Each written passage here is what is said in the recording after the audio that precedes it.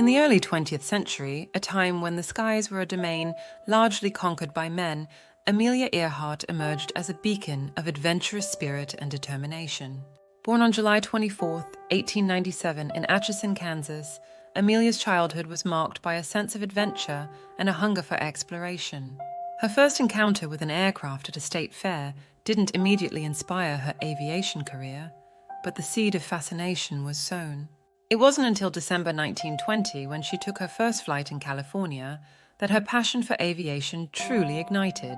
Amelia's determination saw her overcoming early financial struggles to take flying lessons, showing an unwavering commitment to her dream. She rapidly gained attention after becoming the first woman to fly solo across the Atlantic Ocean in 1932, an achievement that earned her international acclaim. This triumph was more than just a record.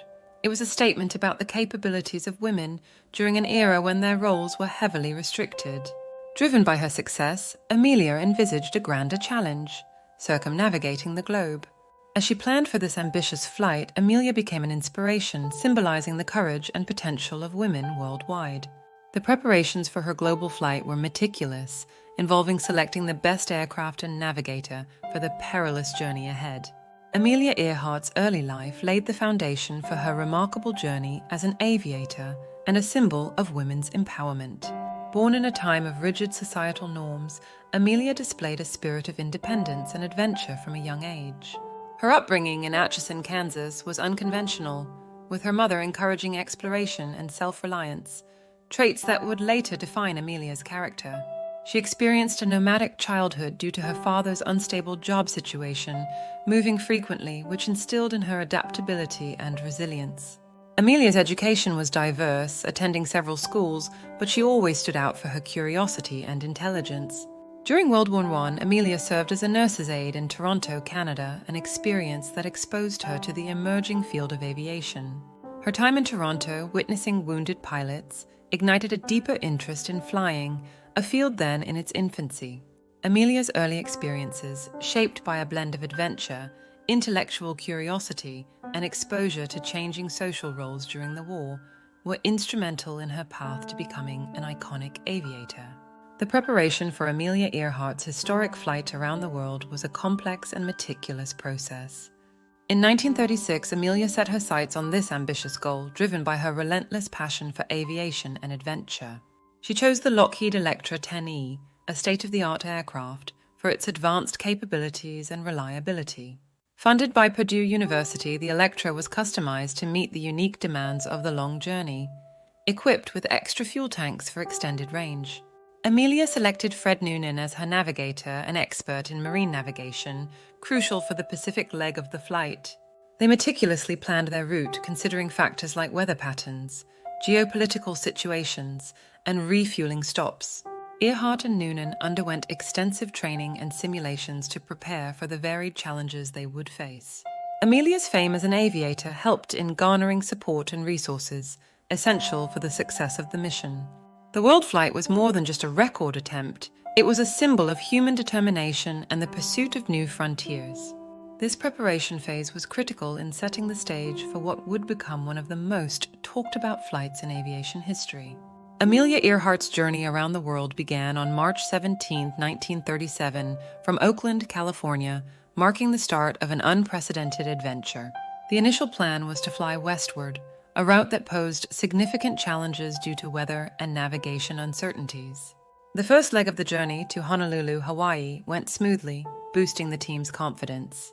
However, during the takeoff for the next leg from Honolulu, a tire on the Electra blew, causing significant damage to the aircraft.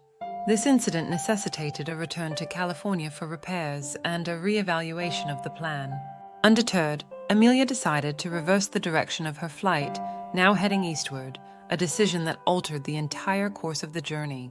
With the Electra repaired and the new route set, Amelia and Noonan departed again from Oakland on May 20, 1937. This restart marked a renewed hope for the completion of their historic flight, unaware of the challenges that lay ahead. As Amelia Earhart and Fred Noonan progressed on their eastward journey, the tension and stakes rose significantly. Crossing the vast Atlantic, they faced unpredictable weather and navigational challenges, testing their skills and endurance. The world closely followed their progress, with each successful landing celebrated and each takeoff watched with bated breath. Approaching the most daunting part of the journey, the flight over the expansive and treacherous Pacific Ocean, the suspense reached its peak. Amelia's communications back home were filled with optimism, but underlying it was the unspoken reality of the risks they were undertaking.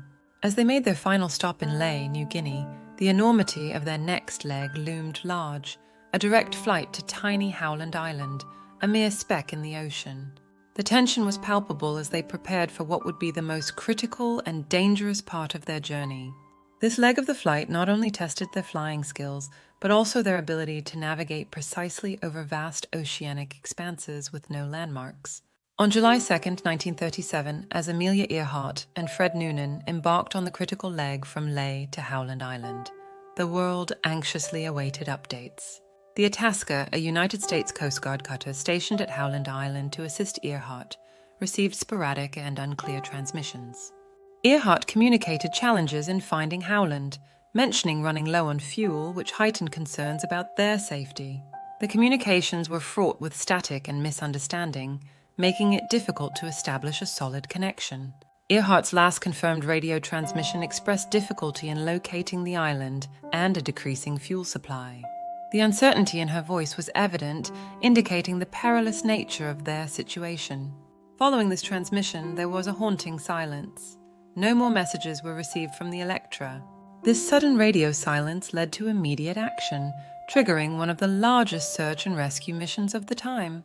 The lack of further communication turned hope into despair and set the stage for one of aviation's greatest mysteries.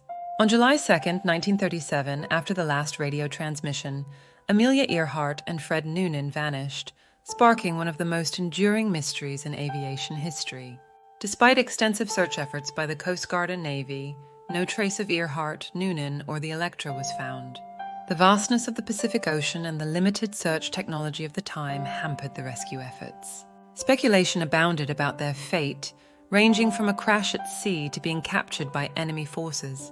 The disappearance became a subject of global intrigue and numerous theories. As days turned into weeks with no sign of the aviators, hope for their survival diminished. The official stance was that the plane ran out of fuel and crashed into the Pacific Ocean. Yet the lack of any wreckage or definitive proof kept the door open to countless theories and explorations. Immediately following Amelia Earhart's last transmission, a massive search operation, spearheaded by the United States government, commenced.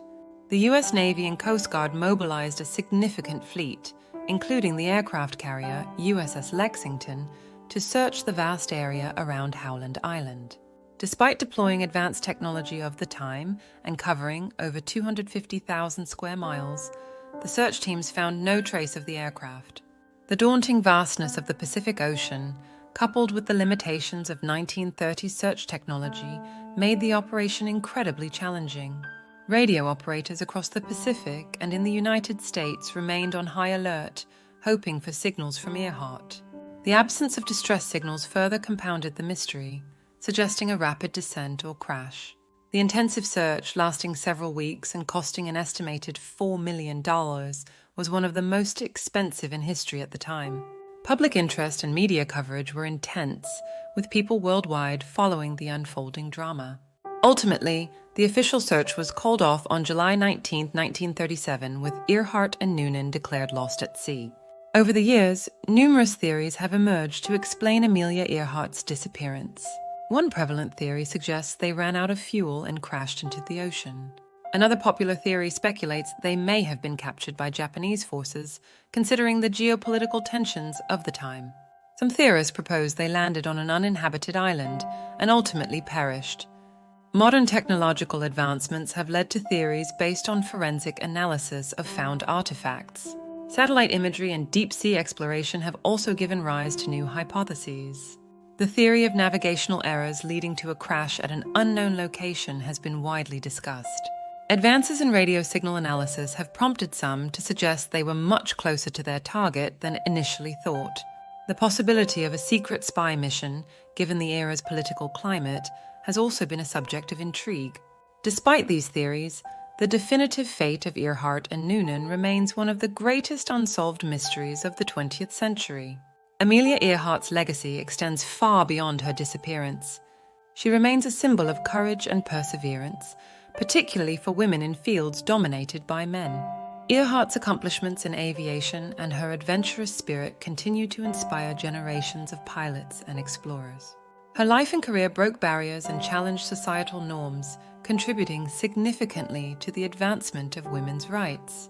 The mystery surrounding her final flight adds to her legend, ensuring that her story continues to captivate and intrigue people around the world.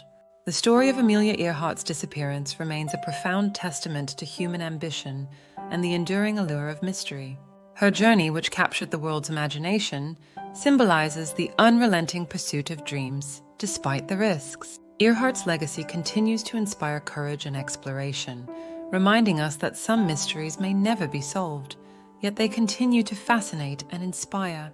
Her disappearance, shrouded in enigma, ensures that Amelia Earhart will forever be remembered as a pioneering spirit in both aviation and the pursuit of equality.